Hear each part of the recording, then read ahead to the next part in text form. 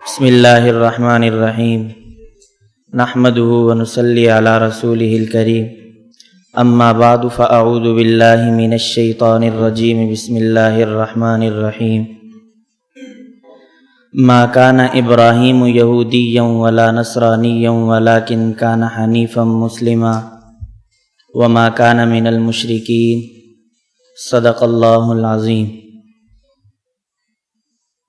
اس وقت ہمارے جو سبق کا عنوان ہے امام بخاری رحمۃ اللہ علیہ اور غیر مقلدین، یہ عنوان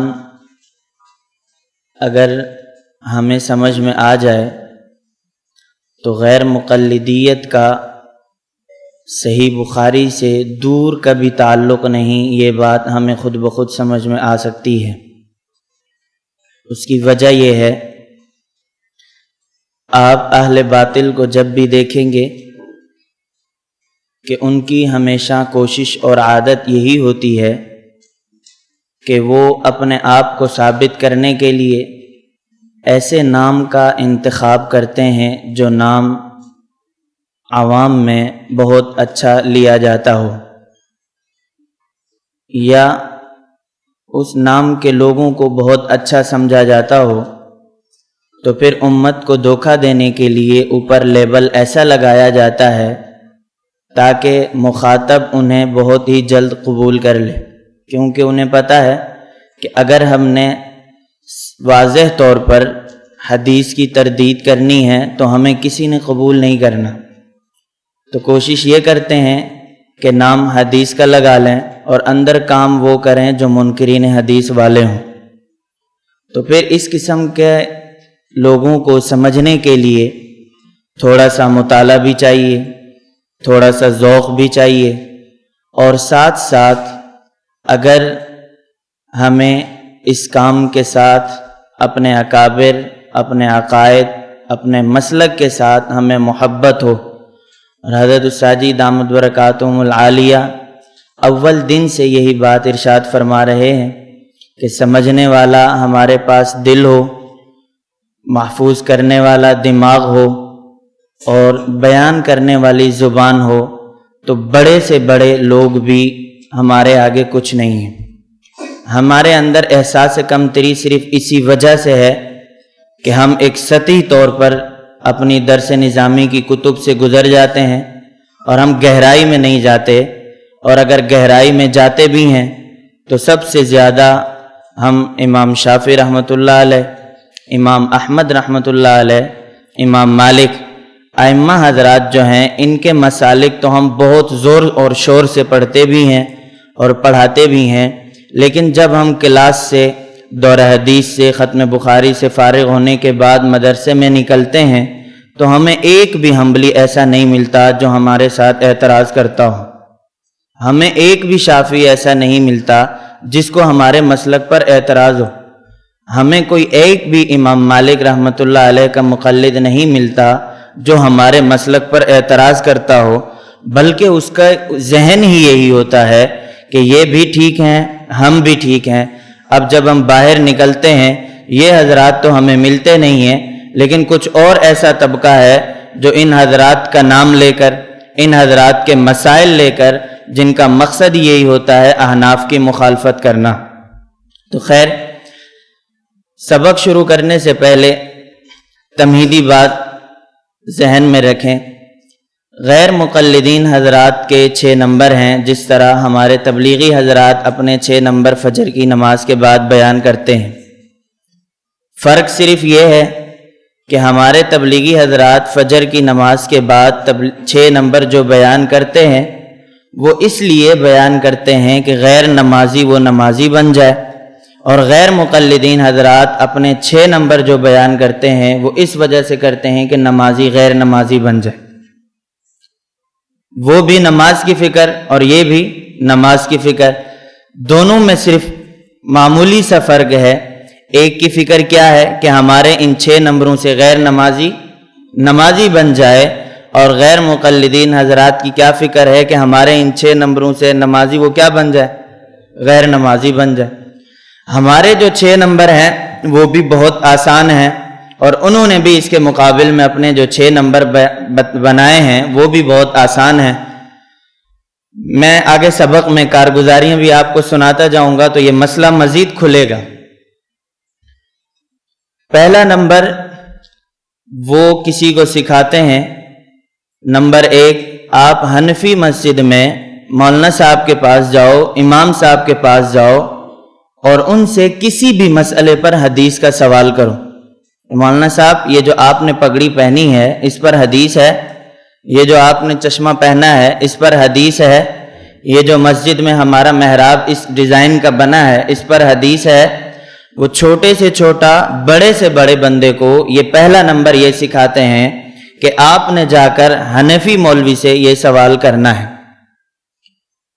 نمبر 2، اگر حنفی مولوی اسی طرح آپ سے سوال کر لے کہ اچھا آپ کے پاس حدیث ہے، یہ جو چیز آپ کے پاس ہے، فلانے کپڑے آپ نے پہنے ہیں، آپ نے داڑھی اس طرح رکھی ہے، آپ نے سر پر ٹوپی نہیں پہنی، آپ نے پینٹ شرٹ پہنی ہے، الغرض کسی بھی مسئلے سے متعلق جب حنفی مولوی آپ سے سوال کرے تو آپ نے فوراً کہنا ہے اچھا اس کی منع دکھاؤ۔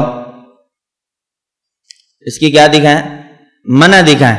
کیوں؟ حدیث کو تو اس کو بھی نہیں آنی، تو اس نے اپنی جان چھڑوانے کے لیے جو جواب یاد کیا ہوتا ہے وہ کیا ہوتا ہے کہ حنفی مولوی صاحب سے کیا کہنا ہے کہ اس کی منع دکھائیں۔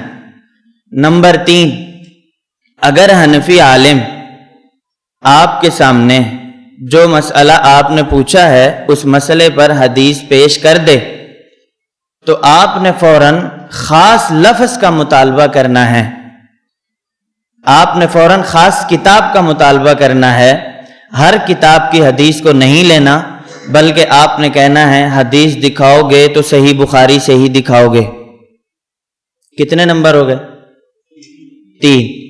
نمبر 4، اگر وہ آپ کے سامنے حدیث دکھا بھی دے، صحیح بخاری سے بھی دکھا دے، تو آپ نے کیا کہنا ہے؟ آپ نے یہ کہنا ہے اس حدیث کے اندر خاص لفظ کا مطالبہ کرنا ہے کہ یہ جو خاص لفظ ہے آپ کے مسئلے پر، یہ خاص لفظ ہمیں حدیث میں دکھاؤ۔ اور اس کے بعد اگر حنفی عالم اگر حدیث دکھا بھی دے، خاص لفظ کے ساتھ بھی دکھا دے، تو آپ نے فوراً کہنا ہے کہ حدیث ضعیف ہے، ضعیف ہے، ضعیف ہے۔ حدیث کیا ہے؟ ضعیف ہے، ضعیف ہے، ضعیف ہے۔ نمبر 1، حنفی عالم سے حدیث پوچھنی ہے۔ نمبر 2، اگر وہ آپ سے حدیث پوچھے تو آپ نے کیا کہنا ہے؟ اس کی منع دکھاؤ۔ اور نمبر 3، آپ نے جو حدیث پوچھی ہے تو اس میں خاص کتاب کا مطالبہ کرنا ہے کہ یہ حدیث صحیح بخاری سے ہی دکھاؤ، باقی حدیث کی کتابوں سے مت دکھاؤ۔ نمبر 4، اگر وہ صحیح بخاری سے حدیث دکھا بھی دے یا کسی اور کتاب کا جو آپ نے مطالبہ کیا ہے اگر وہ حدیث دکھا بھی دے تو آپ نے فوراً خاص لفظ کا مطالبہ کرنا ہے۔ اور نمبر 5، اگر وہ حدیث دکھا دے آپ کے سامنے تو آپ نے کہنا ہے کہ یہ حدیث ضعیف ہے، ضعیف ہے، ضعیف ہے۔ اور 6 نمبر اس میں آپ یہ داخل بھی کر لیں کہ غیر مقلدین حضرات جب حدیث کا مطالبہ کرتے ہیں تو ساتھ میں اگر حنفی عالم نے آپ سے حدیث پوچھی ہے اور آپ نے بھی اس سے پوچھی ہے تو فوراً آپ نے باہر آ کر ڈنڈورا پیٹنا ہے کہ دیکھو حنفی عالم کو دیکھو، اس کو مسئلے پر حدیث آتی ہی نہیں ہے۔ 6 نمبر پورے ہو گئے۔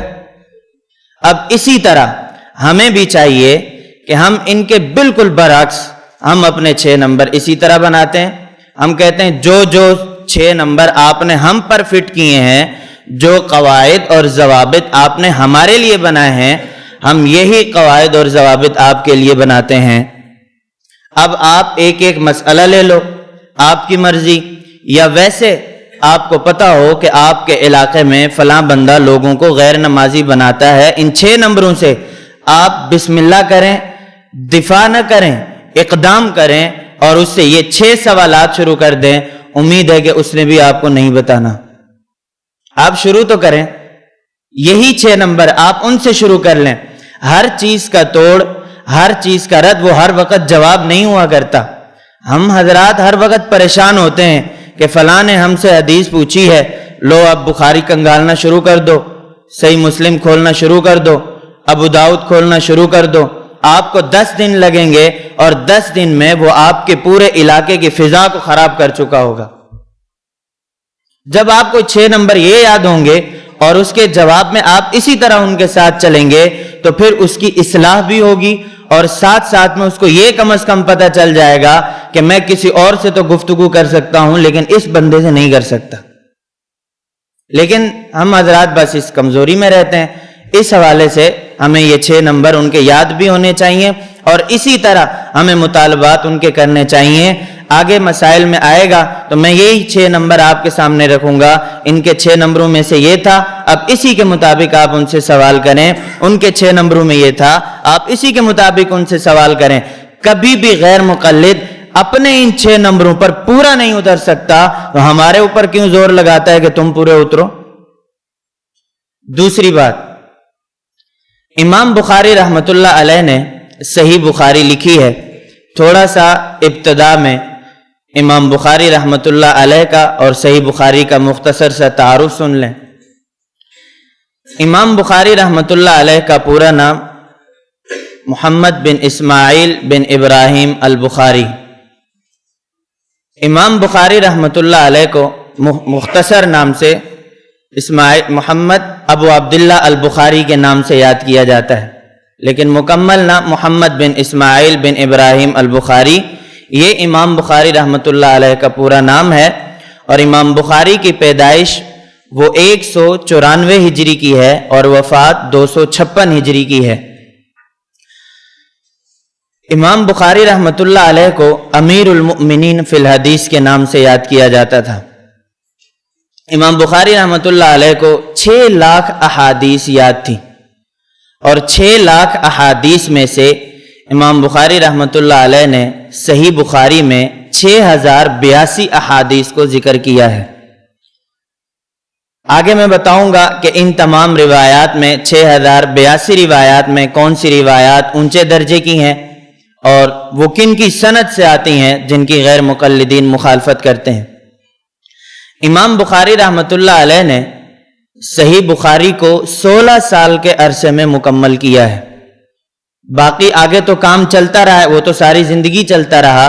جو امام بخاری رحمت اللہ علیہ نے اس کتاب کو کم وقت میں پوری ترتیب دی ہے وہ 16 سال کی مدت میں۔ امام بخاری رحمت اللہ علیہ نے اس کتاب کی احادیث کو لکھنے میں اتنا زیادہ اہتمام کیا کہ سیر اعلام النبلاء میں موجود ہے کہ امام بخاری رحمت اللہ علیہ فرماتے ہیں، ما وضعت فی کتاب الصحیح حدیثا الا اغتسلت قبل ذلك وصلیت، کہ میں صحیح بخاری میں جب بھی کوئی حدیث لکھنے بیٹھتا تو ہر حدیث سے پہلے غسل کرتا اور ہر حدیث سے پہلے نماز پڑھتا۔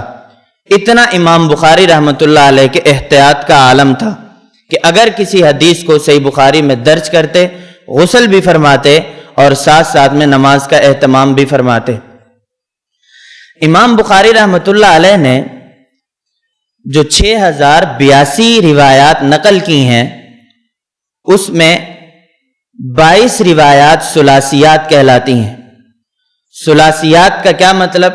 کہ صحیح بخاری میں جو سب سے اعلیٰ اور اونچے درجے کی روایات ہیں وہ 22 ہیں کہ جن پر امام بخاری رحمت اللہ علیہ کو فخر ہے۔ جیسے میں اور آپ اگر کسی محدث سے سند حدیث کی اجازت لیتے ہیں تو ہم کوشش کرتے ہیں کہ کم واسطوں والی سند ہمیں مل جائے۔ اسی طرح امام بخاری رحمت اللہ علیہ نے جو صحیح بخاری میں 22 ثلاثیات کا ذکر کیا ہے اس میں سے اگر آپ دیکھیں گے تو 22 ثلاثیات میں سے 20 روایات وہ ہیں جو امام بخاری رحمت اللہ علیہ نے نقل کی ہیں اور وہ کوفی راویوں سے اور وہ حنفی راویوں سے نقل کی ہیں۔ غیر مقلدین حضرات کو چاہیے کہ امام بخاری کا نام اور امام بخاری کا سہارا سوچ سمجھ کر لیں۔ کیوں؟ جن روایات پر امام بخاری کو فخر ہے وہ روایات جو امام بخاری سے لی ہیں، امام بخاری نے ان سے لی ہیں، جس میں سے 22 روایات ہیں 11 روایات وہ مکی بن ابراہیم بلخی سے ہیں، اور 6 روایات ابو عاصم النبیل سے ہیں، اور 3 روایات ابو عبداللہ الانصاری سے ہیں، اور 1 روایت خالد بن عصام الکوفی سے ہے، اور اسی طرح ایک اور روایت وہ خالد بن یحییٰ الکوفی سے ہے۔ اس میں سے جو پہلی 11 روایات ہیں مکی بن ابراہیم بلخی سے، اور 6 روایات ابو عاصم النبیل سے، یہ ابو عاصم النبیل اور مکی بن ابراہیم بلخی یہ وہ حضرات ہیں کہ امام بخاری رحمۃ اللہ علیہ کی تدوین فقہ کی جو کمیٹی کے شرکاء تھے یہ ان میں سے ہیں۔ تو امام بخاری رحمۃ اللہ علیہ کا اگر آپ نے سہارا بھی لینا ہے تو امام بخاری کی عمل کو تو دیکھیں۔ امام بخاری نے جو روایات ذکر کی ہیں، جو روایات لائے ہیں، آپ کم از کم امام بخاری کے اساتذہ اور روایت نقل کرنے والوں کو تو دیکھیں کہ وہ کون ہیں۔ لیکن بس چونکہ احناف کی مخالفت کرنی ہے، نہ انہوں نے زیادہ گہرائی میں جانا ہے، زیادہ گہرائی میں جاتے ہیں تو پھنستے ہیں۔ تو اس وجہ سے میں نے آپ سے پہلے کہا کہ لیبل ایسا لگانا چاہتے ہیں کہ اندر کام کچھ اور باہر لیبل کچھ اور۔ جب ہم جیسے لوگ ہوں گے تو انشاءاللہ العزیز جو باہر سے اوپر جھوٹا لیبل ہوگا اس کو اتارنا چاہیے، اور اندر سے امت کے سامنے جو حقائق ہیں وہ پیش کرنے چاہیے، تاکہ امت کو ہم ہر اعتبار سے محفوظ کر سکیں۔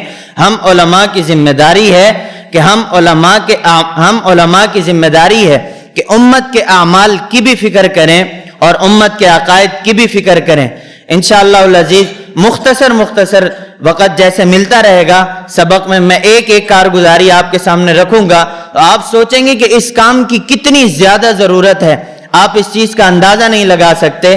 ہمارے حضرات پریشان ہوتے ہیں، ہمارے حضرات پریشان پھرتے ہیں، لیکن ہمیں پریشان ہونے کی فکر ہی نہیں ہے۔ امام اعظم ابو حنیفہ نعمان بن ثابت رحمۃ اللہ علیہ نے اگر فقہ حنفی کی بنیاد رکھی ہے، اس بنیاد پر تو نہیں رکھا تھا کہ آئندہ آنے والی نسلیں فقہ حنفی کی بنیادوں کو کمزور کریں گی۔ ہمارے امام اعظم ابو حنیفہ رحمۃ اللہ علیہ اتنے کمزور تو نہیں تھے، ہمارے امام اعظم ابو حنیفہ اتنے بھی کمزور نہیں تھے کہ آنے والی نسلیں آ کر امام اعظم ابو حنیفہ کے کام کو، امام اعظم ابو حنیفہ کی عظمت کو باہر سے لیبل اور لگا کر اور اندر کام کو چھوڑ کر کے امام اعظم ابو حنیفہ کی تذلیل کرتے پھریں، یہ ایسے نہیں ہو سکتا۔ تو خیر، یہ میں آپ کے سامنے صحیح بخاری کا مختصر سے تعارف کرایا۔ آپ کے سامنے فائل موجود ہے، اس فائل کے حوالے سے 3 باتیں یاد رکھیں۔ نمبر 1، امام بخاری رحمۃ اللہ علیہ کی ذات کیا ہے۔ نمبر 2، امام بخاری رحمۃ اللہ علیہ نے صحیح بخاری میں جو ابواب ذکر کیے ہیں وہ کیا ہیں۔ اور نمبر 3، امام بخاری رحمۃ اللہ علیہ نے صحیح بخاری میں جو احادیث ذکر کی ہیں وہ کون سی ہیں۔ اگر امام بخاری کی ذات وہ غیر مقلدین کا ساتھ دیتی ہے تو امام بخاری غیر مقلدین کے ہیں۔ اگر امام بخاری کی ذات وہ غیر مقلدین کا ساتھ نہیں دیتی تو غیر مقلدین کو چاہیے کہ اپنا کوئی اور امام تلاش کریں، اس امام کو چھوڑ دیں۔ نمبر 2، امام بخاری رحمۃ اللہ علیہ کے صحیح بخاری کے ابواب کو دیکھیں تو ابواب بخاری بھی وہ غیر مقلدین کا ساتھ نہیں دیتی۔ اگر غیر مقلدین ابواب صحیح بخاری کا دیکھتے ہیں اور ابواب صحیح بخاری غیر مقلدین کا ساتھ دیتی ہیں تو پھر ان کو زور اور شور سے یہ امت میں کہنا چاہیے۔ لیکن اگر ابواب بخاری وہ غیر مقلدین کا ساتھ نہیں دیتی تو پھر دیانت کا تقاضا یہ ہے کہ امام بخاری کے ابواب کو بطور دلیل کے پیش نہ کریں۔ نمبر 3، اگر صحیح بخاری کی احادیث، امام بخاری نے جو احادیث ذکر کی ہیں، اگر وہ صحیح بخاری کی احادیث غیر مقلدین کا ساتھ دیتی ہیں تو پھر امانت کا تقاضا یہ ہے کہ وہ خوشی سے امت کے سامنے کہیں کہ صحیح بخاری کی احادیث وہ ہماری ہیں، لیکن اگر صحیح بخاری کی احادیث وہ غیر مقلدین کا ساتھ نہیں دیتی تو پھر دیانت کا تقاضا یہ ہے کہ منافقت امت میں پیدا نہ کریں، امت کو دھوکہ نہ دیں، بلکہ امت میں گمراہی مت پھیلائیں تو پھر کہنا چاہیے کہ صحیح بخاری کی احادیث بھی وہ غیر مقلدین کا ساتھ نہیں دیتی، لیکن اگر غیر مقلدین میں امانت اور دیانت ہوتی تو وہ یہ بات کر سکتے تھے اور آج بھی کر سکتے ہیں، لیکن امانت اور دیانت تو ان میں ہے ہی نہیں، تو پھر یہ باتیں کہاں سے کریں؟ جب امانت ہی نہیں ہے، دیانت ہی نہیں ہے، یہ باتیں وہ کریں نا جو امانت والا ہو۔ اگر ہم خیانت والے ہوتے، اگر ہم امت میں تفرقہ بازی والے ہوتے تو پھر ہم ایک ایک حدیث کی کتاب سے، پھر ہم ایک ایک امام سے لوگوں کو دور کرتے، لیکن ہماری یہ عادت نہیں ہے۔ ہم امت کے سامنے امانت اور دیانتداری کے ساتھ کام کرتے ہیں، ہم امت میں خیانت اور منافقت کے ساتھ کام نہیں کرتے۔ اسی وجہ سے ہمارے کورس کی خصوصیت یہ ہے، ہم نے اپنے علوم چھپائے نہیں ہیں، ہم نے اپنے دلائل چھپائے نہیں ہیں، ہم کھل کر بیان کرتے ہیں اور داعیانہ انداز میں بیان کرتے ہیں۔ اور دوسری بات جو میں کہنے لگا ہوں، اگر ہمارے اندر تعصب ہوتا، اگر ہمارے اندر تفرقہ بازی کی نیت ہوتی، واللہ باللہ تاللہ حضرت استاذی دامت برکاتہم العالیہ کبھی یہ فیصلہ نہ کرتے کہ امت کے سامنے ہمارے بھی دلائل جانے چاہیے۔ ہمیں تو چھپانے چاہیے تھے نا، کہ کہیں ان کو پتہ نہ چل جائے، کہیں وہ ہمارے دلائل کا جواب نہ دیں، لیکن ایسی فضا تو ہم نے بنائی نہیں ہے۔ ہم نے تو کہا ہے ہمارا ایسا کام کرنا یہ امت کے لیے کھلی دعوت ہے، اور ہمارے دل کی اور ہماری وسعت ظرفی کا اندازہ اس چیز سے لگایا جا سکتا ہے۔ ہم یہ دعوت دیتے ہیں کہ امت کو گمراہ مت کرو، جو امت صحیح راستے پر ہے آپ ان چیزوں کی آڑ میں لوگوں کو ایمان سے دور مت کرو، آپ صحیح نام کی آڑ میں لوگوں کو دین سے دور مت کرو، دین پر رہنے دو، لوگوں کو ایمان پر رہنے دو، نہ لوگوں کا ایمان خراب کرو نہ لوگوں کا دین خراب کرو۔ آپ کیوں خراب کرتے ہیں؟ تو خیر کتنی چیزیں ہیں؟ نمبر 1 امام بخاری رحمۃ اللہ علیہ کی، نمبر 2 امام بخاری رحمۃ اللہ علیہ کے، اور نمبر 3 امام بخاری رحمۃ اللہ علیہ کی احادیث۔ امام بخاری کی ذات کو دیکھیں، غیر مقلدین حضرات ہر جگہ جب بھی کسی کو گمراہ کرنا ہوگا تو سب سے پہلی بات کریں گے کہ تقلید شرک ہے، اور تم لوگ تقلید کرتے پھرتے ہو، تم لوگ اپنے گلوں میں جانوروں کی طرح پٹا ڈالتے پھرتے ہو، اس طرح تم امام کی مانتے ہو۔ تو خیر امام اعظم ابو حنیفہ رحمۃ اللہ علیہ پر قربان جائیں، اگر ہم امام اعظم ابو حنیفہ کی تقلید کرتے ہیں تو تقلید قرآن سے بھی ثابت ہے، احادیث سے بھی ثابت ہے، اجماع سے بھی ثابت ہے، آپ حضرات اس پر مفصل سبق پڑھ چکے ہیں۔ تو امام اعظم ابو حنیفہ کی تقلید اگر ہم کرتے ہیں تو امام بخاری کی ذات کو دیکھیں، جس صحیح بخاری کا نام آپ بڑے شوق سے لیتے ہیں، جس امام بخاری کا نام آپ بڑے ذوق سے لیتے ہیں، وہی امام بخاری خود امام شافعی رحمۃ اللہ علیہ کے مقلد ہیں۔ جو فتویٰ ہم پر لگاتے ہو کہ یہ تقلید کرتے ہیں اور تقلید کرنا شرک ہے، پھر وہی فتویٰ آپ امام بخاری پر لگاؤ نا۔ پھر جب امام بخاری پر فتویٰ آپ کا لگ جائے گا کہ وہ تو مشرک ہیں، پھر مجھے بتائیں جس طرح امام اعظم ابو حنیفہ ان کے نزدیک مشرک ہیں، مشرک کی بات قابل استدلال نہیں، وہی امام بخاری رحمۃ اللہ علیہ امام شافعی کے مقلد ہیں، پھر اس مشرک کی بات آپ کے نزدیک کیسے قابل استدلال ہے؟ کیسے قابل استدلال ہے؟ آپ ذرا ہمیں سمجھائیں۔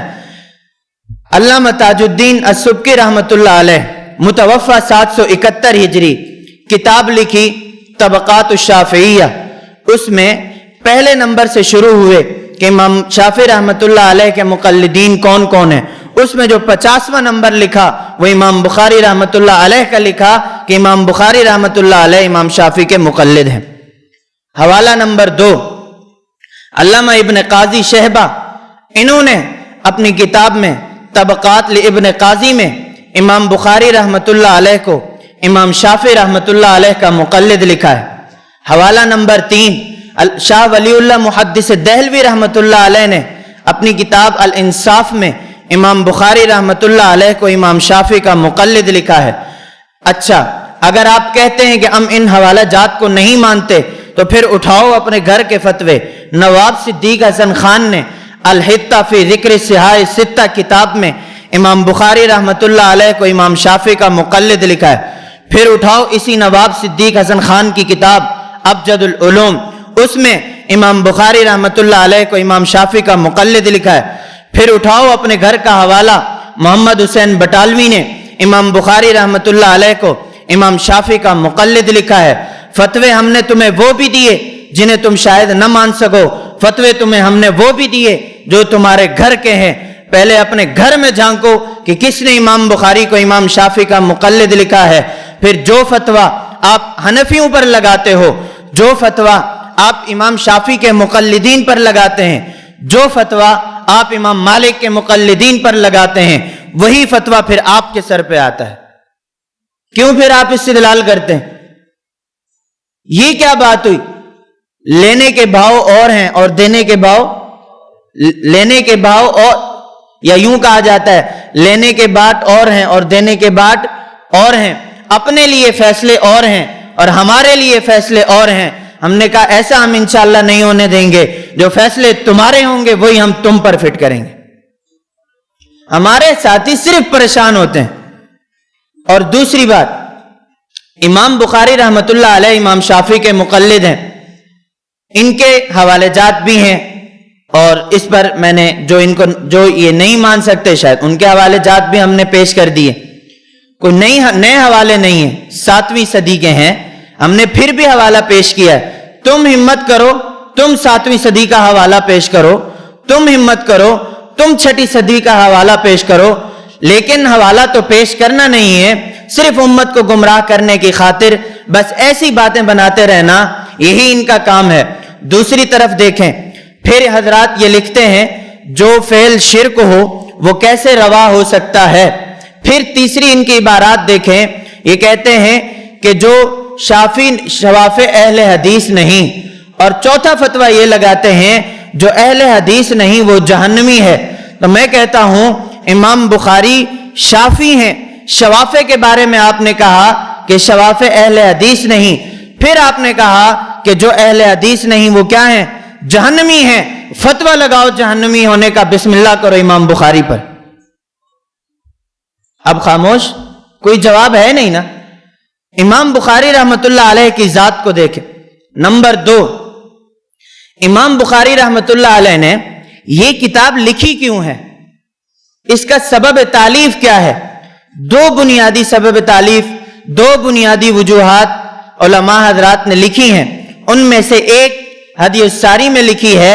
امام بخاری رحمۃ اللہ علیہ فرماتے ہیں، محمد بن سلیمان فارس کہتے ہیں میں نے امام بخاری سے سنا، امام بخاری فرماتے ہیں میں نے خواب میں دیکھا وَكَأَنَّنِي وَاقِفٌ بَيْنَ يَدَيْهِ وَبِيَدِي مِرْوَحَةٌ أَذُبُّ بِهَا عَنْهُ، میں نے خواب میں دیکھا کہ میں اللہ کے نبی کے جسم پر پنکھا جل رہا ہوں، مکھیاں اڑا رہا ہوں۔ فَسَأَلْتُ بَعْضَ الْمُعَبِّرِينَ، تو میں نے خواب کی تعبیر کرنے والوں سے اس خواب سے متعلق پوچھا، تو انہوں نے مجھے کہا کہ اس کا مطلب یہ ہے کہ آپ اللہ کے نبی سے فَهُوَ الَّذِي حَمَلَنِي عَلَىٰ إِخْرَاجِ الْجَامِعِ الصَّحِيحِ، معبرین نے مجھے یہ بتایا کہ اس کا مطلب یہ ہے کہ آپ ضعیف اور کمزور باتوں کو، اللہ کے نبی کی جو صحیح باتیں ہیں آپ ان سے دور کریں گے۔ امام بخاری فرماتے ہیں یہی وجہ ہے کہ جو میں نے خواب میں دیکھا، اور اسی خواب کی وجہ سے میں نے صحیح بخاری کو لکھنا شروع کیا، اور میری بخاری لکھنے کی وجہ یہی خواب ہے۔ دوسری طرف غیر مقلدین کی کتاب ہے تلاش حق، مصنف ہیں اس کے ارشاد اللہ مان۔ ارشاد اللہ مان نے لکھا ہے کہ اگر کوئی شخص یہ کہے کہ مجھے حضور صلی اللہ علیہ وسلم کی خواب میں زیارت ہوئی ہے، تو حضور کی زیارت خواب میں ہونا یہ قرآنی آیات کے خلاف ہے۔ میں نے کہا اگر آپ کی بات یہی ہے تو امام بخاری نے جو کتاب لکھی ہے وہ وجہ تو اصل حضور کی زیارت ہے، اور وہ بھی خواب میں دیکھا ہے، تو پھر آپ کہہ دو کہ امام بخاری رحمۃ اللہ علیہ نے یہ کتاب جو لکھی ہے خواب کی وجہ سے لکھی ہے، اور وہ خواب آپ کے نزدیک قرآنی آیات کے خلاف اور کفر ہے، پھر کفر کا فتویٰ لگاؤ امام بخاری پر۔ اب خاموش. میں نے کہا پھنس گئے نا, جو فیصلے انہی کے وہی فیصلے انہی کے اوپر, جو پریشان کرنے کے لیے انہوں نے ہمارے لیے اصول سوچے تھے, ہم نے وہی اصول انہی پر فٹ کر دیے. ہم کہتے ہیں اسی وجہ سے ہم نے آپ سے کہا تھا امانت سے کام لوگے, دیانت سے کام لوگے تو امت میں تفرقہ بازی بھی نہیں ہوگی, امت میں گمراہی بھی نہیں پھیلے گی. ہماری طرح آپ امانت اور دیانت سے کام لیں گے تو لوگ ٹوٹیں گے نہیں, لوگ جڑیں گے, لوگوں کے دلوں میں اعتراضات نہیں پیدا ہوں گے, لوگوں کے دل صاف ہوں گے. الحمدللہ ہم اگر لوگوں پر محنت کرتے ہیں, کبھی ایسا نہیں ہوا کہ حضرت استاذی دامت برکاتہم العالیہ کی گفتگو سے یا حضرت استاذی دامت برکاتہم العالیہ کے شاگردین, متعلقین, مریدین کی گفتگو سے کبھی کسی نے دل میں یہ بٹھایا ہو کہ دیکھو یہ تو امت کو توڑ رہے ہیں. ہاں, جس کو ہمارے بارے میں علم نہ ہو اس نے تو یہ فیصلہ کرنا ہے, کیونکہ انہوں نے ہمیں دیکھا نہیں ہے, انہوں نے ہماری گفتگو سنی نہیں ہے. 8 دن سے ہمارے اسباق ہو رہے ہیں, الحمدللہ ہمارے تو ذہن صاف ہو رہے ہیں. ہمارے ذہنوں میں جو اعتراضات بٹھائے گئے تھے وہی اعتراضات ہمارے دماغوں سے صاف ہو رہے ہیں. تو یہ تو تفرقہ بازی نہیں, امت کے ذہنوں میں جو شکوک اور شبہات تھے ہم تو انہی کو دور کرنے کے لیے بیٹھے ہیں. اگر شکوک اور شبہات دور کریں گے تو لوگ قریب ہوں گے, اگر شکوک اور شبہات ڈالیں گے تو لوگ دور ہوں گے. دور ہونے کا فیصلہ ہم نے نہیں کیا, ہم نے تو لوگوں کو قریب کرنے کا فیصلہ کیا ہے. امام بخاری رحمۃ اللہ علیہ کے ابواب کو اگر دیکھیں تو پھر بھی غیر مقلدین حضرات امام بخاری رحمۃ اللہ علیہ کے ابواب کو بھی اپنے لیے بطور دلیل کے پیش نہیں کر سکتے. امام بخاری رحمۃ اللہ علیہ نے باب باندھا, باب من یرید اللہ بہ خیرا یفقہہ فی الدین. امام بخاری رحمۃ اللہ علیہ نے یہ باب باندھ کر فقہ کی عظمت کی طرف اشارہ کیا ہے کہ اللہ تعالی جس سے بھلائی چاہتے ہیں اسے دین میں سمجھ عطا کرتے ہیں, اسے فقیہ بناتے ہیں. تو امام اعظم ابو حنیفہ رحمۃ اللہ علیہ فقیہ تھے. من یرید اللہ بہ خیرا یفقہہ فی الدین, اللہ نے امام اعظم ابو حنیفہ سے خیر کا کام لینا تھا, اس لیے انہیں تفقہ فی الدین بھی دیا, اسی لیے انہیں فقیہ بھی بنایا. اور تم لوگوں سے اللہ نے فقہ کا کام نہیں لینا تھا, اسی وجہ سے اللہ نے تمہیں خیریں بھی عطا نہیں کی. اللہ نے جن سے فقہ کا کام لینا تھا اللہ نے انہیں خیریں بھی عطا کی ہیں. امام بخاری رحمۃ اللہ علیہ نے باب باندھا تو غیر مقلدین حضرات فقہ کی مخالفت کرتے پھرتے ہیں. حتیٰ کہ غیر مقلدین کا عالم ہے محمد اکرم نسیم ججا, اس نے اپنی کتاب تفہیم سنت صفحہ 461 پر لکھا ہے کہ فقہ وہ حدیث کا پھل نہیں, بے غیرتی, بے حیائی اور بے دینی جیسے پھلوں کا جوس ہے. میں نے کہا امام بخاری رحمۃ اللہ علیہ نے جو باب باندھا ہے, میں ایک اور بات آپ کو بتاؤں, امام بخاری رحمۃ اللہ علیہ نے جو صحیح بخاری کا ذکر کیا ہے, صحیح بخاری کی جہاں اور خصوصیات ہیں, آپ دور حدیث کے طلباء بیٹھے ہوں گے, علماء بھی بیٹھے ہوں گے, اس میں ایک وجہ یہ بھی ہوتی ہے کہ اگر امام بخاری رحمۃ اللہ علیہ کا مسلک لینا ہو اور مسلک سمجھنا ہو تو حدیث کے اوپر جو امام بخاری باب باندھتے ہیں اسی عنوان اور باب سے امام بخاری رحمۃ اللہ علیہ کی رائے ظاہر ہوتی ہے, بلکہ دوسری کتابوں میں ایسا نہیں. یہ خصوصیات بخاری میں سے ہے. تو صحیح بخاری میں اگر امام بخاری کے ابواب کو دیکھیں وہ بھی آپ کے خلاف ہیں. باب نمبر 2 امام بخاری رحمۃ اللہ علیہ فرماتے ہیں باب من خص بالعلم قوما دون قوم کراہیت اللہ یفہموا. اگر کوئی قوم ایسی ہو کہ وہ ان جیسے علوم کو سمجھنے کی طاقت نہ رکھتی ہو تو پھر آپ ان جیسے فنون, ان جیسے علوم, ہر علم آپ ہر عوام کے سامنے بیان نہ کریں, بلکہ کچھ چیزیں وہ ہیں جو اگر ان سے مناسبت نہ رکھتی ہوں تو آپ انہیں بیان نہ بھی کریں. جبکہ غیر مقلدین کہتے ہیں نہ ہر چیز بیان کرو ورنہ تو کتمان علم ہو جائے گا. ہم کہتے ہیں امام بخاری باب باندھتے ہیں باب من خص بالعلم قوما دون قوم کراہیت اللہ یفہموا. اگر کوئی قوم یہ آپ کے فن نہ سمجھ سکتی ہو, اگر کوئی قوم یہ آپ کا علم نہ سمجھ سکتی ہو تو آپ وہ علم بیان نہ کریں تو کوئی حرج نہیں ہے. باب نمبر 3 امام بخاری رحمۃ اللہ علیہ نے باب باندھا، باب اہل العلم والفضل احق بالامامہ، کہ مصلی پر امامت کا سب سے زیادہ مستحق وہ عالم ہے، جبکہ غیر مقلدین حضرات کہتے ہیں کہ نہیں، امامت پر سب سے زیادہ مستحق وہ قاری ہے۔ تو امام بخاری کی رائے اور ہے اور غیر مقلدین کی رائے اور ہے۔ باب نمبر 4، امام بخاری رحمۃ اللہ علیہ نے باب باندھا، باب من اجاز طلاق الثلاث، کہ اگر کوئی آدمی اپنی بیوی کو ایک ہی مجلس میں اکٹھے الفاظ کے ساتھ یہ جملے یاد رکھنا، ایک ہی مجلس میں اکٹھے الفاظ کے ساتھ 3 طلاق دے تو وہ پھر بھی 3 ہوتی ہیں۔ امام بخاری رحمۃ اللہ علیہ نے باب باندھا، باب من اجاز طلاق الثلاث لقول اللہ تعالی الطلاق مرتان فامساک بمعروف او تسریح باحسان۔ یہ آیات باب کے عنوان پر بطور استدلال کے پیش کی ہے کہ اگر کوئی آدمی اپنی بیوی کو 3 طلاق دے دے اکٹھے الفاظ کے ساتھ ایک مجلس میں، وہ پھر بھی 3 ہوتی ہیں، جبکہ غیر مقلدین حضرات کہتے ہیں نہیں، اگر کوئی آدمی اپنی بیوی کو ایک مجلس میں اکٹھے الفاظ کے ساتھ 3 طلاق دے تو وہ 3 نہیں، وہ 3 ایک ہوتی ہے۔ نواب صدیق حسن خان نے کتاب لکھی الروضۃ الندیہ، اس میں 3 طلاق سے متعلق چوتھا قول ذکر کیا، اس میں چوتھا قول یہ ذکر کیا، الرابع انہ یقع واحدۃ رجعیۃ من غیر فرق بین المدخول بها وغیرها، کہ اگر کوئی آدمی اپنی بیوی کو 3 طلاق دے، چاہے وہ عورت مدخول بہا ہو چاہے وہ غیر مدخول بہا ہو، تو پھر بھی وہ ایک طلاق ہوتی ہے۔ اسی طرح ان کے غیر مقلدین کے مفتی ہیں، مفتی ثناء اللہ امرتسری، اس نے اپنی کتاب میں لکھا ہے کہ ایک مجلس میں دی ہوئی 3 طلاق وہ ایک طلاق رجعی کا حکم رکھتی ہے۔ فتاوی ثنائیہ، غیر مقلدین کے عالم تو بہت سے ہیں، لیکن مشہور جو ان کے علماء ہیں وہ 5 ہیں۔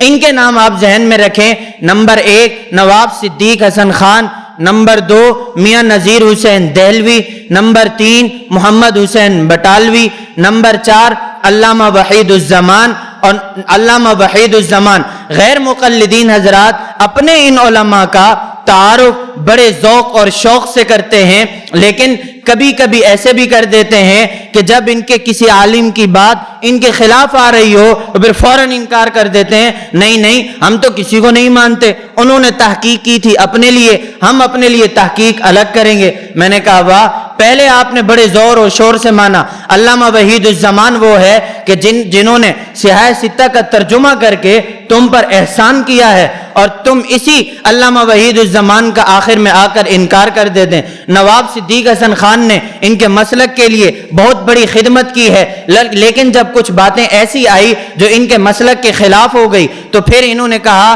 نہیں، نواب صدیق حسن خان ہمارا نہیں، وہ آخر میں حنفی ہو گیا تھا۔ ہم کہتے ہیں یہ کیا بات ہے، ساری زندگی بیچارے آپ کی خدمت کرتے رہے، آپ کے مسلک کو فروغ دیا، اور آپ انہی کی وجہ سے ابھی آپ امت میں کام کر رہے ہو، انہی کی وجہ سے آپ انہی کے علوم، انہی کی تحقیقات کو لے کر آپ انہی پر عمل کر رہے ہو، اور آج آپ کہتے ہیں فلاں ہمارا نہیں، فلاں ہمارا نہیں۔ میں نے کہا ایسا مت کریں۔ تو 5ویں ان کے جو عالم ہے وہ ثناء اللہ امرتسری، جو ان کے مفتیان کرام میں شمار ہوتے ہیں، یہ بھی غیر مقلدین کے علماء میں شمار ہوتے ہیں۔ جب کوئی کتاب ایسی آ جائے جس میں ان کا نام ہو، جب کوئی کتاب ایسی آ جائے کہ جس کے ٹائٹل پر ان کی کوئی تقریض لکھی ہو، جب کوئی کتاب ایسی آ جائے کہ جس میں ان 5 غیر مقلدین کے علماء میں کسی کا تذکرہ اور کسی کی بات بطور دلیل کے پیش کی گئی ہو، تو آپ سمجھ جایا کریں یہ کتاب ہماری نہیں، اس کا مطالعہ ہرگز مت کیا کریں۔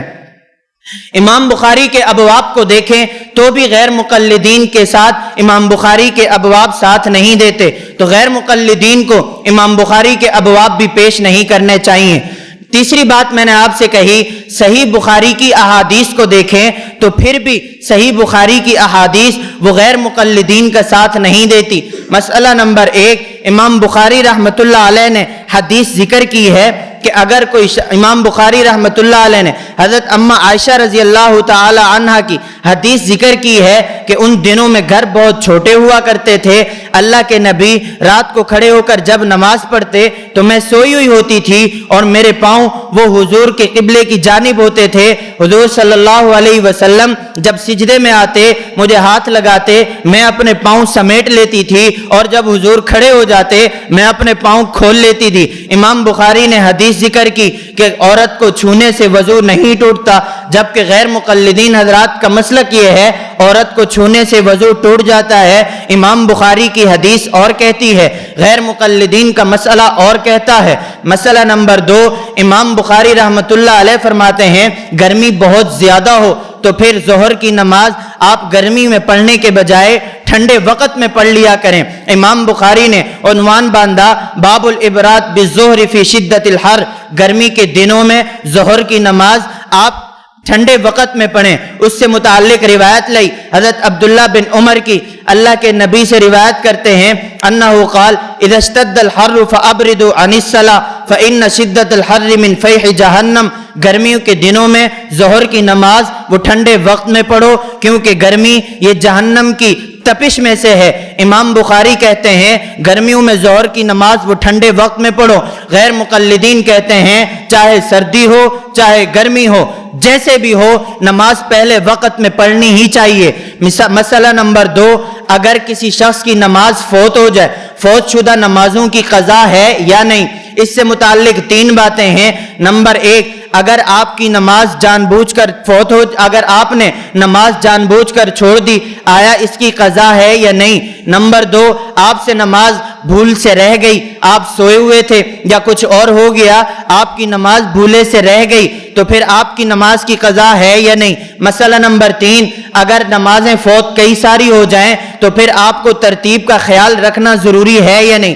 امام بخاری رحمۃ اللہ علیہ نے پہلا باب باندھا باب من صلی بالناس جماعتا بعد ذہاب الوقت, اگر کسی مصروفیات کی وجہ سے نماز کا وقت فوت ہو جائے اور آپ نے نماز نہ پڑھی ہو تو آپ نمازوں کی قضا کر سکتے ہیں. اس کے تحت روایت لائی صحیح بخاری جلد 1 صفحہ 83 پر حضرت عمر رضی اللہ تعالی عنہ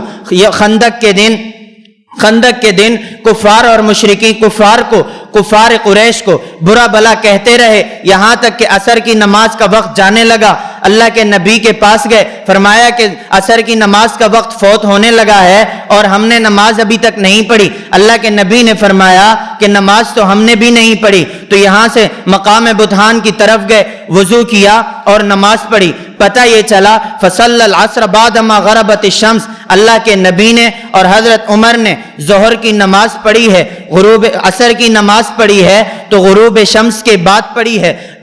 پتہ یہ چلا کہ اگر آپ کی نماز فوت ہو جائے مصروفیات کی وجہ سے تو پھر بھی قضا کر لینی چاہیے. امام بخاری رحمۃ اللہ علیہ نے اسی کے ساتھ باب باندھا باب قضاء الصلاۃ الاولی فالاولی, جب اگر آپ کی نمازیں فوت ہو جائیں تو ترتیب کا خیال رکھنا ضروری ہے. پہلے وہ نماز پڑھیں جو آپ کی فوت ہو گئی ہو, پھر بعد میں وہ نماز پڑھیں جس کا وقت ہو جائے. امام بخاری نے اسی کے ساتھ آگے باب باندھا باب من نسی صلاۃ فلیصلی اذا ذکرها, اگر کسی شخص کی نماز بھولے سے فوت ہو جائے تو بھول جانے کی صورت میں بھی نماز کی قضا ہے. امام بخاری رحمۃ اللہ علیہ نے تینوں مسئلوں کو تو واضح کر دیا, لیکن غیر مقلدین کو دیکھیں. غیر مقلد کہتے ہیں کہ نہیں, اگر کسی شخص کی نماز جان بوجھ کر رہ جائے اس کی قضا نہیں, اگر کسی شخص کی نماز بھولے سے رہ جائے تو اس کی قضا ہے.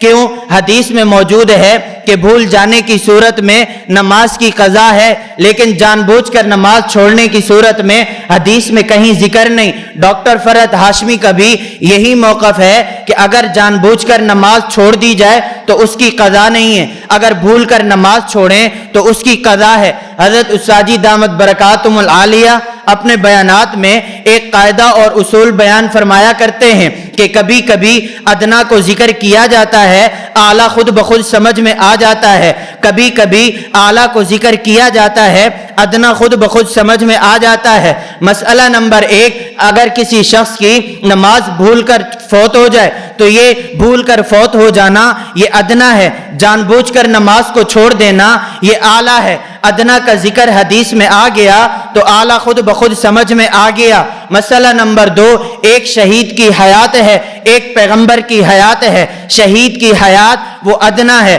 پیغمبر کی حیات وہ اعلیٰ ہے۔ قرآن میں شہید کی حیات کا ذکر تو آ گیا، لیکن شہید کی حیات وہ ادنا تھی، تو یہاں سے اعلیٰ وہ پیغمبر کی حیات تھی۔ ادنا کی حیات کے ذکر کرنے سے ہمیں اعلیٰ کی حیات وہ خود بخود سمجھ میں آ گئی۔ مسئلہ نمبر 3، احادیث میں آپ دیکھیں گے تو آپ کو نظر آئے گا کہ قربانی کے فضائل میں حضرت اماں عائشہ فرماتی ہیں کہ قیامت کے دن جب جانور آئے گا، انہا لتاتی یوم القیامہ بقرونہا واشعارہا وازلافہا، کہ قیامت کے دن اگر کوئی جانور آئے گا تو وہ اپنے سینگوں، اپنے کھر اور اپنے پاؤں سمیت آئے گا۔ اب اس حدیث میں پاؤں، سینگ اور بالوں کی فضیلت کا تذکرہ تو ہے، لیکن گوشت کے جانور کا تذکرہ نہیں ہے۔ پاؤں، سینگ، بال یہ ادنا تھے، ادنا کی فضیلت کا ذکر کر دیا تو اعلیٰ کے فضائل جو گوشت تھا وہ خود بخود سمجھ میں آ گیا۔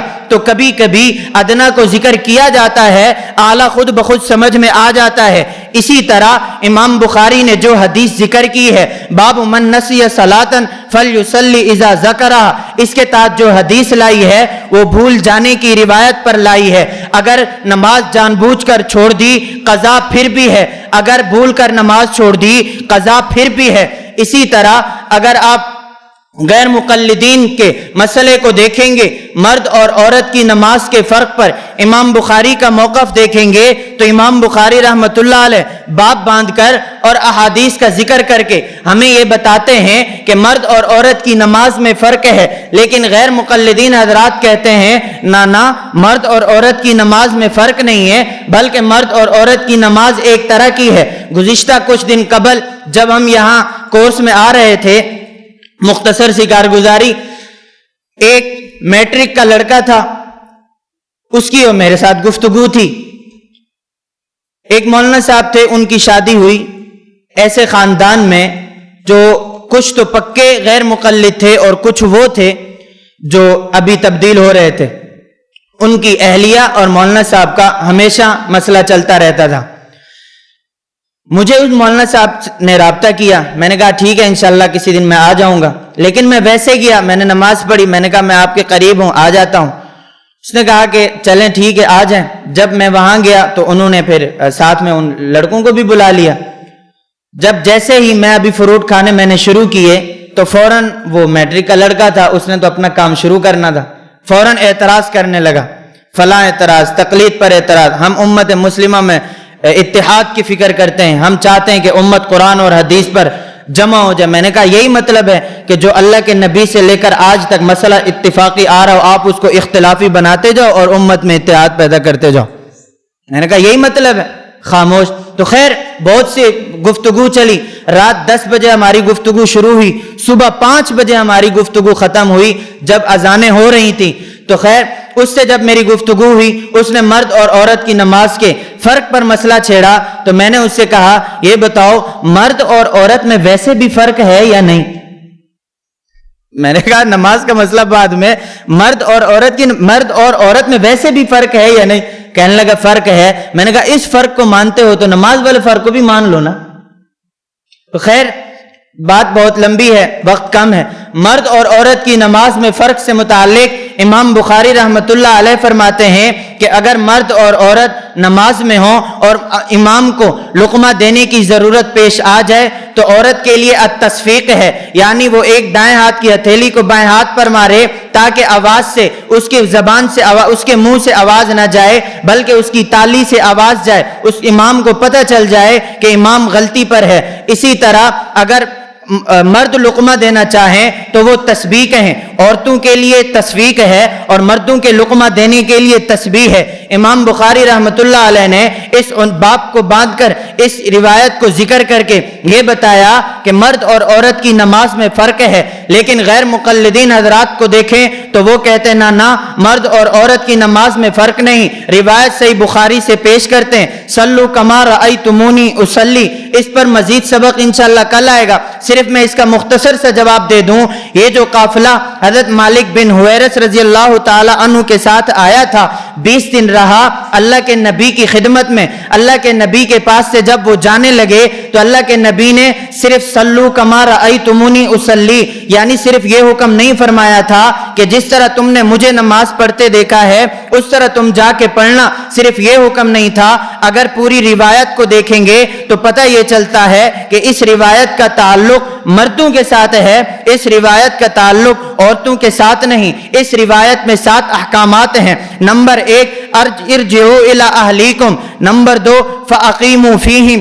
نمبر 3 وعلموہم. نمبر 4 ومروہم. اور نمبر 5 وصلوا کما رأیتمونی اصلی. اور نمبر 6 فلیؤذن لکم احدکم. اور نمبر 7 ولیؤمکم اکبرکم. میں نے کہا یہ جو 7 احکامات ہیں آپ ذرا یہ دیکھیں ان کا تعلق مردوں کے ساتھ ہے یا ان کا تعلق عورتوں کے ساتھ ہے. اگر دائیں بائیں کے جو الفاظ ہیں 5 الفاظ 4 الفاظ پہلے ہیں سلو سے اور 2 الفاظ سلو کے بعد کے ہیں.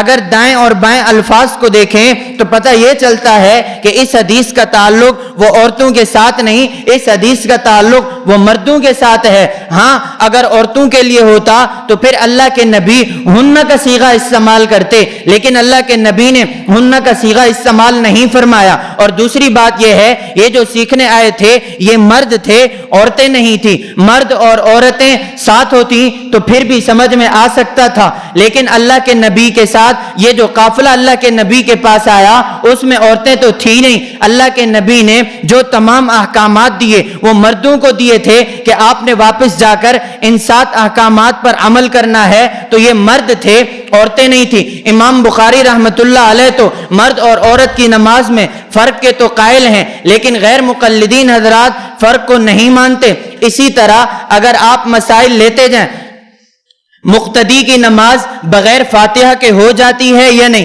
امام بخاری رحمت اللہ علیہ نے باب اذا رکع دون الصف روایت ذکر کی ہے حضرت ابو بکر رضی اللہ تعالی عنہ کی. وہ فرماتے ہیں انہ انتہى الى النبی صلی اللہ علیہ وسلم وهو راکع فرکع قبل ان يصل الى الصف. اللہ کے نبی نماز میں تھے, ابو بکر آئے دوڑتے ہوئے نماز میں شریک ہو گئے لیکن ایک صف پیچھے کھڑے ہو گئے. نمبر 2 اللہ کے نبی رکوع میں تھے, ابو بکر رضی اللہ تعالی عنہ نے حضور صلی اللہ علیہ وسلم کے اقتداء میں رکوع کی حالت میں آئے ہیں. اللہ کے نبی نے انہیں یہ نہیں فرمایا تھا کہ تمہاری نماز نہیں ہوئی, کیوں تم نے سورہ فاتحہ نہیں پڑھی. امام بخاری رحمت اللہ علیہ یہ حدیث کو ذکر کر کے بتانا یہ چاہتے ہیں اللہ کے نبی نے آخر میں فرمایا زادک اللہ حرصا ولا تعد, کہ اللہ تعالیٰ آپ کے اس شوق, آپ کے اس رغبت, آپ کے اس ذوق کو اور بڑھائے, لیکن ولا تعود آپ نے دوبارہ اس طرح نہیں کرنا. ولا تعود کا تعلق اس چیز کے ساتھ ہے کہ آپ نے دوبارہ بھاگتے ہوئے پچھلی صف میں شامل نہیں ہو جانا, بلکہ سکون کے ساتھ آپ نے جہاں صف بنی ہو وہیں آ کر شامل ہو جانا ہے. اگر اس سے یہ پتہ چلتا کہ فاتحہ کے بغیر نماز نہیں ہوتی تو اللہ کے نبی اسے نماز کے لوٹانے کا حکم دیتے. اللہ کے نبی نے نماز لوٹانے کا حکم نہیں دیا تو مسئلہ سمجھ میں آ گیا کہ امام بخاری رحمت اللہ علیہ یہ سمجھتے ہیں, امام بخاری کا مسلک اور موقف یہ ہے سورہ فاتحہ کے بغیر نماز ہو جاتی ہے, لیکن غیر مقلدین حضرات کہتے ہیں نا سورہ فاتحہ کے بغیر نماز نہیں ہوتی. اور روایت لا صلاۃ الا بفاتحۃ الکتاب, روایت لا صلاۃ الا بقراءۃ الکتاب. خیر اس مسئلے کو بھی آپ پڑھ چکے ہوں گے, میں اس میں بھی زیادہ تفصیل میں نہیں جاتا, صرف میں آپ کو یہ بتانا چاہتا ہوں کہ امام بخاری رحمت اللہ علیہ کی احادیث کو دیکھیں تو بھی غیر مقلدین کا ساتھ نہیں دیتی. اسی طرح جمعے کے دن کی اذانوں کو دیکھ لیں, جمعے کے دن میں 2 اذانیں ہوتی ہیں, یہ امام بخاری رحمت اللہ علیہ نے اس پر باقاعدہ حدیث ذکر کی ہے.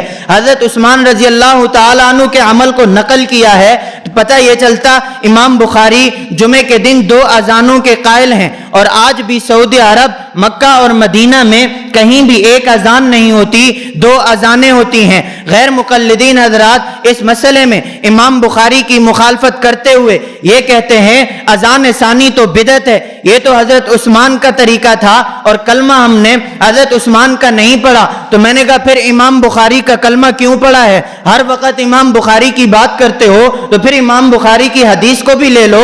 امام بخاری جمعے کی دوسری اذان کو مانتے ہیں، آپ کیوں نہیں مانتے؟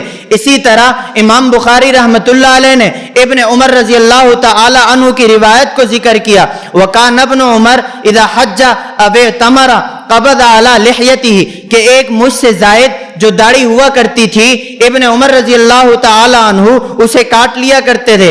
اس سے پہلے اللہ کے نبی کی روایت ذکر کی وَفِّرُ اللِّحَا وَحْفُ الشَّوَارِبِ کہ آپ اپنی داڑھی کو بڑھاؤ اور مونچھوں کو کٹاؤ۔ یہ روایت ذکر کرنے کے بعد ابن عمر کا عمل اس وجہ سے پیش کیا کہ ابن عمر کا عمل یہ بطور استدلال اور دلیل کے کہ وفر اللحا کی حد کہاں تک ہے، داڑھی آپ بڑھائیں تو کہاں تک بڑھا سکتے ہیں اور اس سے پہلے آپ نہیں کٹا سکتے۔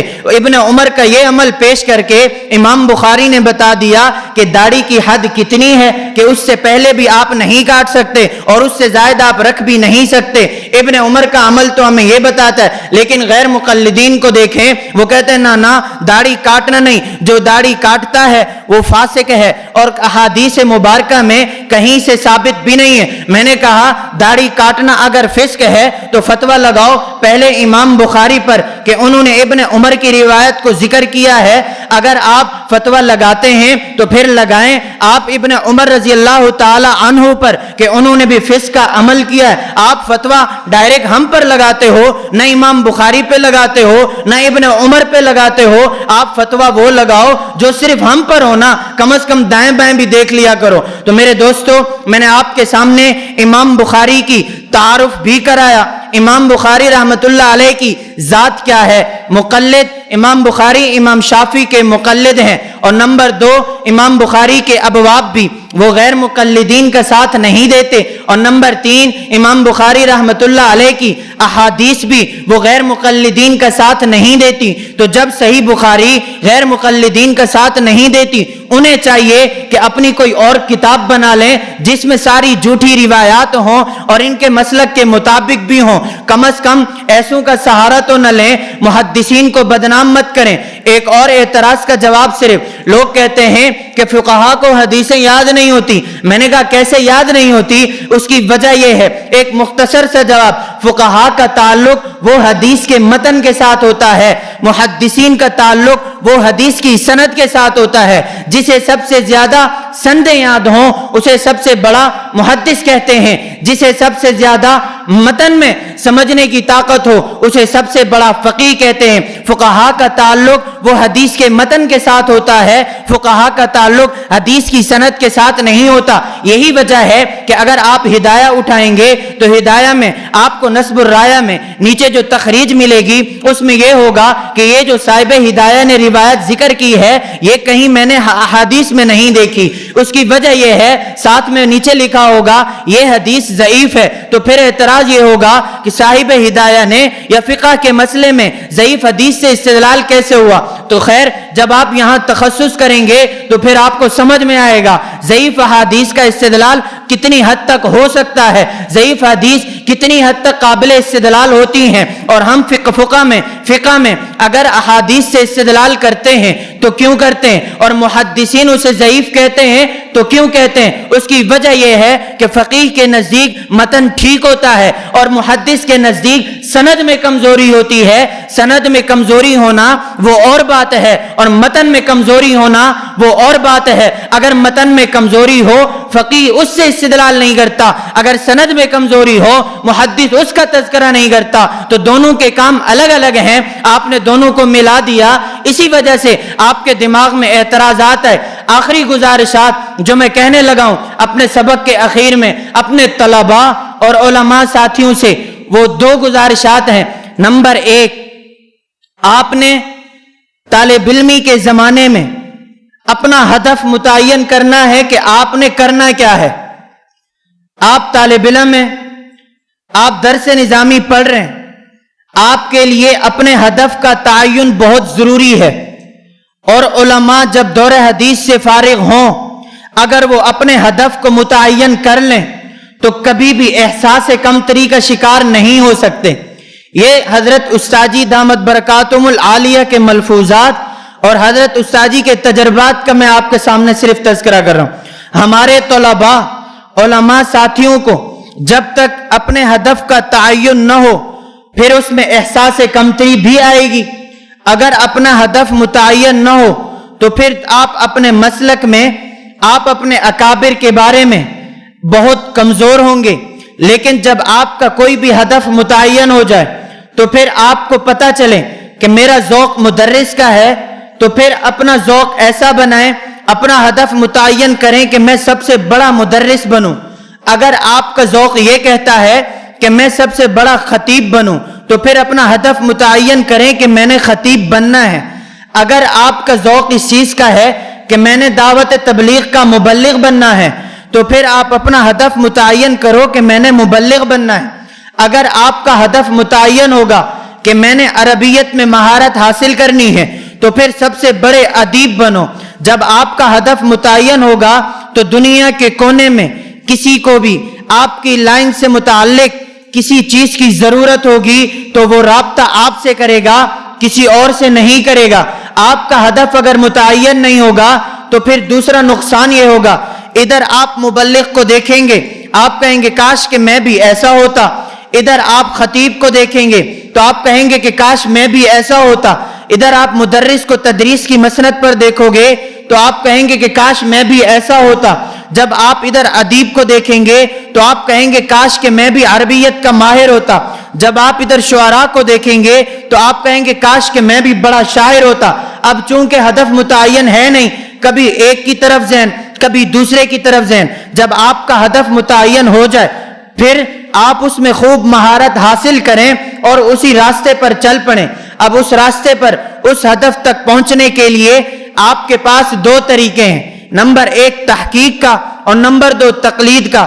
اگر آپ تحقیق کر کے اس ہدف تک پہنچنے کی کوشش کریں گے وقت بھی بہت زیادہ لگے گا، اگر آپ اس ہدف تک پہنچنے کی کوشش کریں گے اور تحقیق کے ذریعے کریں گے شاید کہ آپ اس ہدف تک پہنچ بھی نہ سکیں، تو پھر آپ اس ہدف تک پہنچنے کے لیے ایسی شخصیت کا تعین کریں جو آپ کو اس ہدف تک پہنچا بھی سکتی ہو، پھر چاہے شخصیت جیسی بھی ہو، چاہے وہ شخصیت بڑی ہو چاہے وہ شخصیت چھوٹی ہو، لیکن آپ کو اپنے ہدف تک پہنچانے میں بہت بڑے معاون ہوں گے، تو پھر آپ کو اس ہدف تک پہنچنے کے لیے شخصیت کا تعین بھی ضروری ہے۔ جب شخصیت کا تعین ہو جائے تو پھر کم وقت میں آپ اپنی منزل مقصود تک پہنچ سکیں گے۔ صرف فرق کیا ہے؟ ہمارا ہدف بھی متعین نہیں ہے، اس وجہ سے ہم احساس کمتری کا شکار ہیں۔ نمبر دو، ہدف کے متعین اگر کر بھی لیا ہے خود اس میں لگے رہتے ہیں پھر اس میں وقت بھی بہت زیادہ لگتا ہے اور نقصان بھی ہوتا ہے۔ تو کم وقت میں اگر آپ کو منزل طے کرنی ہو تو پھر جو بندہ سرگودا سے لاہور روزانہ جاتا ہو اس سے پوچھ لیا کریں سرگودا سے لاہور راستہ کون سا جاتا ہے، اور اگر وہ بندہ خود بھی لاہور جا رہا ہو تو پھر اسی کے ساتھ سوار ہو جائے، آپ کم وقت میں زیادہ پہنچ جائیں گے۔ لیکن جب آپ کو راستے کا پتہ ہی نہ ہو لیکن آپ نے پہنچنا لاہور ہے، آپ اپنی سواری لیں، کبھی ایک سے پوچھیں گے کبھی دوسرے سے پوچھیں گے تو پھر آپ کم وقت میں نہیں پہنچ سکتے۔ اللہ رب العزت ہمیں عمل کی توفیق عطا فرمائے، اپنے اکابر، اپنے علماء، اپنے عقائد اور مسلک کو سمجھنے کی توفیق عطا فرمائے اور آگے سمجھانے کی توفیق عطا فرمائے۔ وآخر دعوانا ان الحمدللہ رب لا الہ الا اللہ، لا الہ الا اللہ، لا الہ الا اللہ، ما لنا رب سوا۔ لا الہ الا اللہ، لا الہ